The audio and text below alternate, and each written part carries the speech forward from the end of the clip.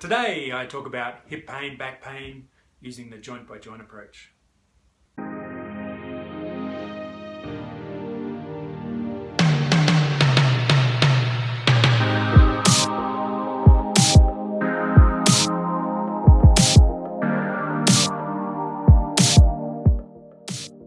Hip pain, back pain and the joint by joint approach. What do I mean by this?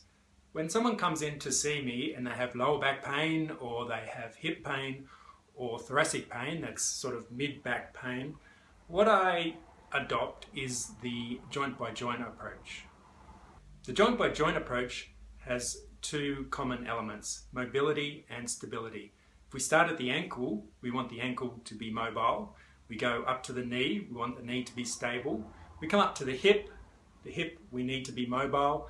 The lower back needs to be really stable. We want the thoracic spine to be mobile, and we work further up the spine into the shoulders and the scapula, but we don't have to worry about that now.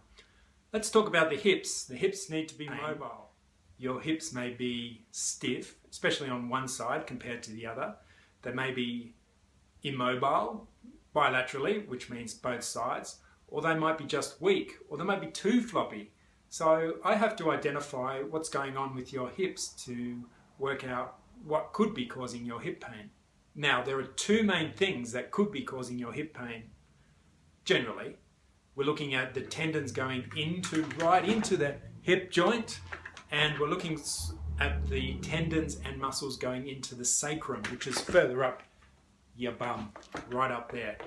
Once I understand what's going on with your hip, then I can prescribe some strengthening or some stretching. We can massage. Predominantly, most of my work is massage, about 70%, but everyone takes away some exercises with them.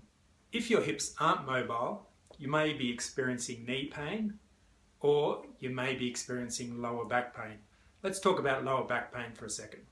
What I find in many people is their back is actually doing too much work. So they're overstretching their back. The back's having to take the load where the glutes aren't doing the work, or perhaps the person's not as mobile through the thoracic spine.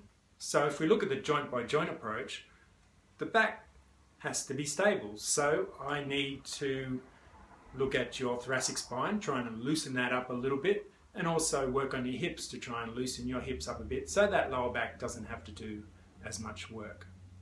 Of course, this is just generally speaking, but I find that this joint by joint approach works really well in the majority of the population.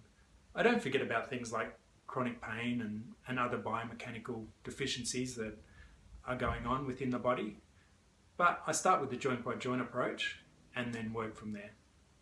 Two of the key exercises I give for people in the joint by joint approach would be to mobilize their thoracic spine, like a clam exercise, and also an exercise to strengthen the hips. That might be a banded glute walk. A lot of people know that exercise if they've seen me before. It's a really good exercise to strengthen the glutes and take a bit of pressure off the lower back and off the knees.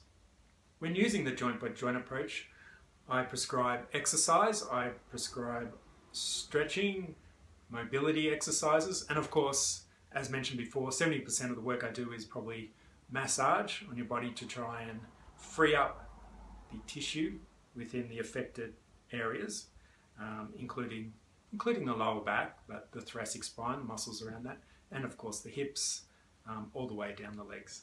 Thanks for listening today. I'll talk to you soon.